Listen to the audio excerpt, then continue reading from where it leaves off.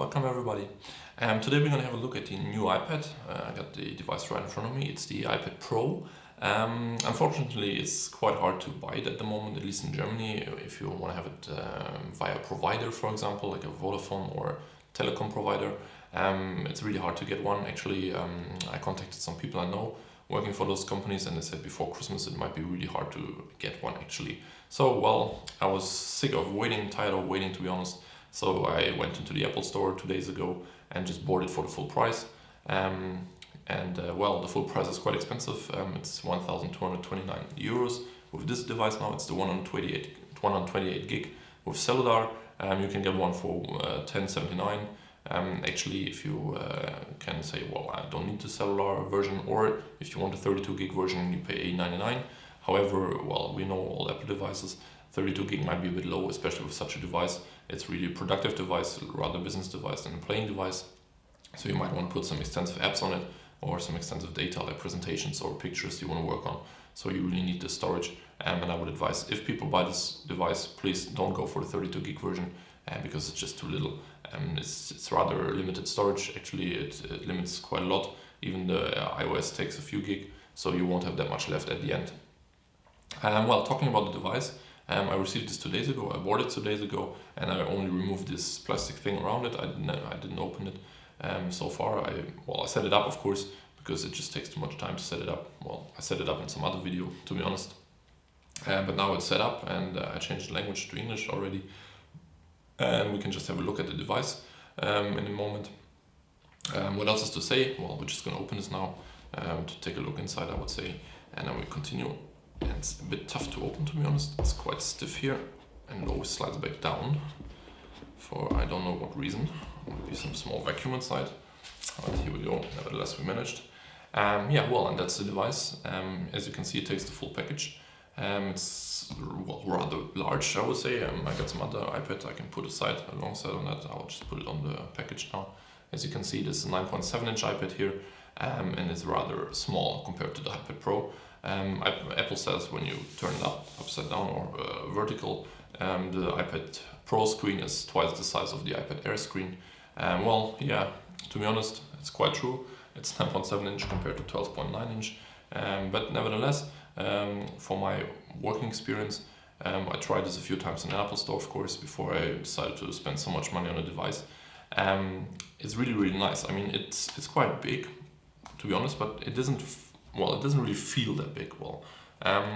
Nevertheless, in the package we have the standard stuff, the charger and the charging cradle. As I said before, it is quite big, but it doesn't really feel big. It's as heavy as the old iPads, like the iPad 1, 2, and 3 before the Air came out. So it's around 750 grams. Nevertheless, for the size compared, it's really not heavy and it doesn't really feel big after all. Some people complain that they can't use it with one hand. I'm not sure, I got quite large hands. Of course, it's quite some weight on the other side because, you don't have, otherwise the device would stop here, so the center of weight is quite far here. Nevertheless, you can hold it like that with no problems at all. At least for me, it's not a problem. Nevertheless, when I'm working, you can also put it on the table like this and just draw something on it or anything else, or just hold it like upside down. Then it's even easier because the center of weight is quite in the middle, at least with my hands, because I have quite large hands. So there shouldn't be any problem. Taking a look at the device, somewhat closer, I just have this plastic cover on it, so I have to watch out because it slides on my table. I just said I turned this on already before. So here we go. The time is not set. I don't know why. Usually it's set over wireless LAN, but whatever. Taking a look at the big screen, it's really huge, to be honest. If you turn this on for the first time and the Apple logo pops up, it's like really a wow effect. It's something you probably haven't seen before, but nevertheless, it's really nice to work on the screen. For me, it's not too big. I compared this to the Surface 4 Pro from Microsoft. I tried this out as well. It's more or less the same of the size. It's 12.2 inch, a little bit less, but nevertheless, it's rather the same size to me. Those few millimeters, they don't really make a difference. Some people claim that it should be a rather productive device, so they are not really sure what they can do with iOS. But nevertheless, I would say if you want to have a productive device and you're going for the Surface instead, I'm not sure why you buy the cheap version, to be honest. Of course, the Surface has quite a lot of power. Nevertheless, if you want to use some really extensive apps like Photoshop or Cinema 4D or anything else I'm using on my normal computers, I'm not sure if the Surface is enough in the cheapest version or in the cheapest selection of hardware, let's say. So if you want to have some really productive device, in that case you need to spend a lot more money than on that one here. The Surface 4 goes up to €2,500 with the i7 and a huge SSD and a lot of RAM storage. But you need that if you want to use some extensive apps. So people might rather go with this one here. Of course, you can't get all the apps you want to have on a Windows computer or you're using on your MacBook Pro or anything else. But you can get some apps, and those apps are frequently used. I tried a few in the Apple Store already. Though so far I didn't install any on those devices, because I just unpacked this like 10 minutes ago for the first time. And I'm going to install some apps, of course, and I'm going to show you some other video where I present you some apps and present you what apps might be useful on such a big device. I'm working with a lot of Photoshop and Lightroom, as well as video cutting programs. So I'm going to try some out and I'm going to show you some of those. The decision if you want to go for the iPad Air or the iPad Pro, what can I say about that?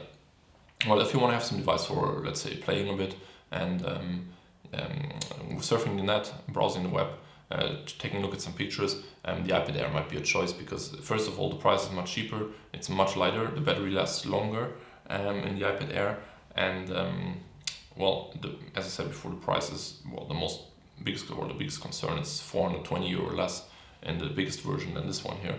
I'm not sure if people who just want to play some games or anything else need such a big tablet first of all, spend so much money, because this to me is rather a business device instead of a consumer device. Apple says this as well.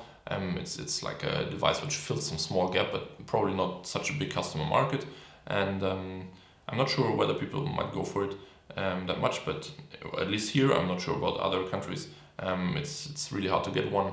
Even in the Apple stores, they usually have only a few of them delivered, and even now before Christmas, it seems to be a nice Christmas present for some people. Having too much money, maybe, I'm not sure.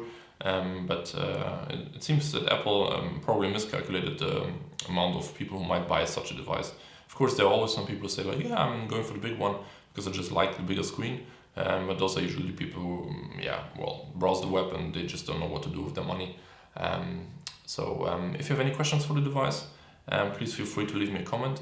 If you like the video, subscribe to my channel, and in a few days I will post 2 more videos concerning the apps here, and also I'm going to show you the features of the Apple Pencil. I ordered the Apple Pencil 5 weeks ago, and it should be delivered next week, hopefully. This is even harder to get than the device itself. So I'm not sure what Apple did there. Maybe they didn't produce early enough, or maybe they didn't produce a lot at all.